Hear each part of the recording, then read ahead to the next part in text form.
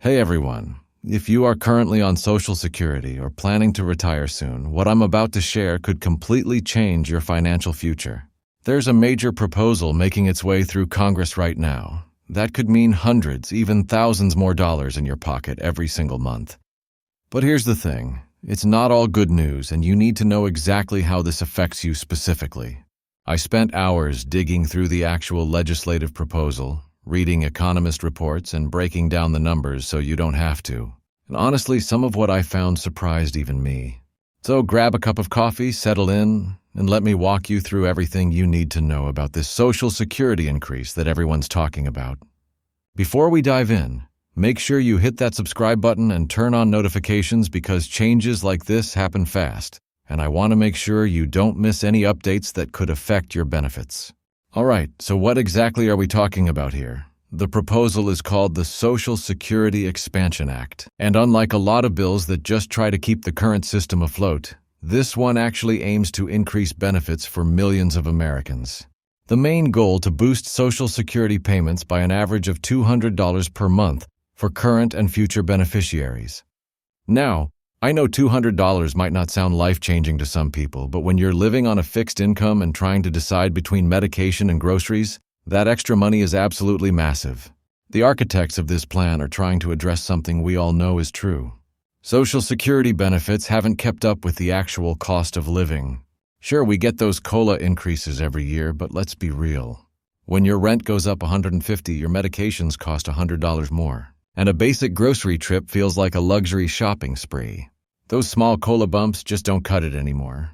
Now, this is where it gets really interesting because this proposal doesn't affect everyone equally. Let me break down who stands to benefit the most. First up, seniors who've been on Social Security for 15 years or longer. If you're in this group, you'd see the biggest increases because the proposal includes a special provision to help those who've watched their purchasing power erode year after year. Second, disabled workers and SSDI recipients. This is huge because disability benefits have been criminally low for way too long. If you're a single person on SSDI trying to make it on $1,500 a month, this increase could be the difference between staying in your apartment or facing homelessness. Veterans who receive Social Security alongside VA benefits, you're included too. The proposal specifically ensures that these increases won't reduce your other benefits, which has been a major concern in past reform discussions. Moms who took time off work to raise kids and have lower lifetime earnings. This plan includes credits for caregiving years, which could significantly boost your benefits. It's about time society recognized that raising children is work, and here's something that affects almost everyone: surviving spouses. The proposal increases survivor benefits to 75% of what the couple was receiving together, instead of the current system where widows and widowers often see their household income drop by 50% or more overnight.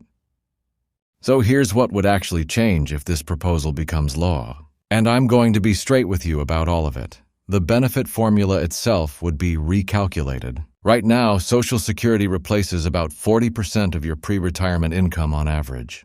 This proposal would gradually increase that to 55% over the next decade.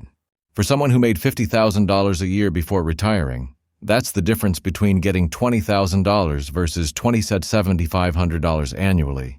That's real money. The minimum benefit would also get a serious upgrade. Under the new plan, anyone who worked for at least 30 years would receive a minimum benefit equal to 125% of the federal poverty level. Translation: no more seniors who worked their entire lives ending up in poverty anyway. COLA calculations would change too, and this is actually really important. Instead of using the CPIW, which measures inflation for urban wage workers, benefits would be tied to the CPIE, which specifically measures inflation for elderly Americans. Why does this matter? Because seniors spend way more on healthcare and housing than younger workers do, and the CPIE actually reflects that reality. Here's where I need to give you the full picture because nothing in politics is ever simple, right? First, this proposal has to actually pass Congress. And right now it's got strong support from some lawmakers, but fierce opposition from others. The big sticking point: how to pay for it. Which brings me to the second catch: taxes. To fund these increases, the proposal would lift the Social Security payroll tax cap. Currently, you only pay Social Security taxes on income up to $168,600. Under this plan, income above $400,000 would also be taxed. Now, if you make under $400,000, this doesn't affect you at all. But it's this funding mechanism that's creating political pushback. Third catch, even if this passes tomorrow, the increases would phase in gradually. You wouldn't wake up next month with an extra $200. The rollout would happen over several years, with the smallest increases coming first. And finally, there's a timing issue. Social Security's trust fund is projected to run short by 2034. While this proposal includes funding mechanisms, some economists argue we need even broader reforms to ensure long-term stability. But it's not all complications and political gridlock. There's actually some genuinely good news here that's getting overlooked. This proposal has bipartisan support from several key senators, which is rare in today's political climate. When you see cooperation across party lines on Social Security, that's when real change becomes possible. Also, public support for expanding Social Security is at an all-time high. Recent polling shows that over 80% of Americans, including both Democrats and Republicans, support increasing benefits and strengthening the program. That kind of overwhelming public support does influence lawmakers. Here's another positive. Even critics of the proposal agree that something needs to be done. So even if this exact plan doesn't pass, it's forcing necessary conversations about modernizing Social Security for the 21st century. And in the meantime, current beneficiaries are still getting their regular payments, plus there's already a 2.5% COLA increase scheduled for 2025. That's locked in regardless of what happens with this proposal. Okay, so you might be thinking, this all sounds great, but what can I actually do right now? Let me give you some concrete action steps. First, check your Social Security statement.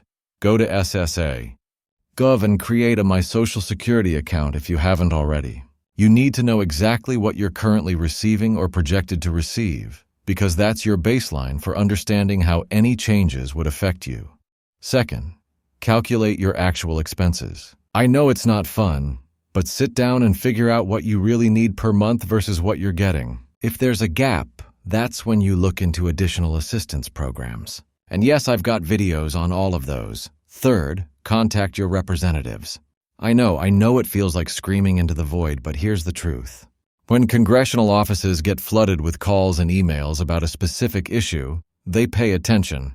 If this proposal matters to you, let your senators and representatives know.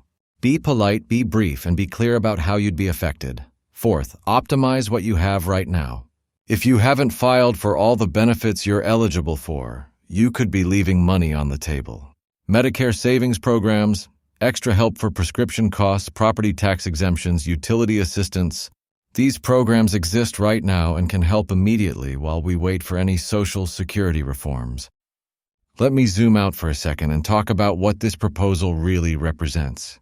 For decades, we've been having the wrong conversation about Social Security. We've been asking, how do we cut benefits to save the program, when we should be asking, how do we ensure people can actually live with dignity in retirement? This proposal represents a fundamental shift in that conversation. It's acknowledging what millions of Americans already know. Social Security benefits aren't generous. They're barely adequate, and for many people, they're not even that. Whether this specific plan passes or not, the momentum is shifting. More people are recognizing that after working for 30, 40, 50 years, Americans deserve retirement security. They deserve to afford their medications, keep their homes, and occasionally see their grandkids without having to choose between gas money and dinner. Look, I know this video covered a lot, and maybe some of it felt overwhelming. That's okay. Change is always a little scary, especially when it involves something as critical as your Social Security benefits. Here's what I want you to remember. You are not alone in this. Millions of Americans are watching these developments, hoping for positive change and trying to figure out how to make ends meet. In the meantime, stay informed, stay engaged, and don't be afraid to ask for help. That's literally why I make these videos, to break down complicated stuff into information you can actually use. If this video helped you understand what's happening with Social Security, do me a favor and hit that like button. It helps more people find this information. And definitely subscribe if you haven't already, because I'll be following this proposal every step of the way, and updating you on any changes.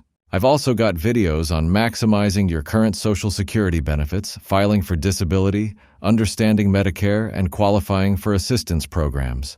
Check the description for links to those. Drop a comment and let me know. Would this increase make a real difference in your life? What would you do with an extra $200 a month?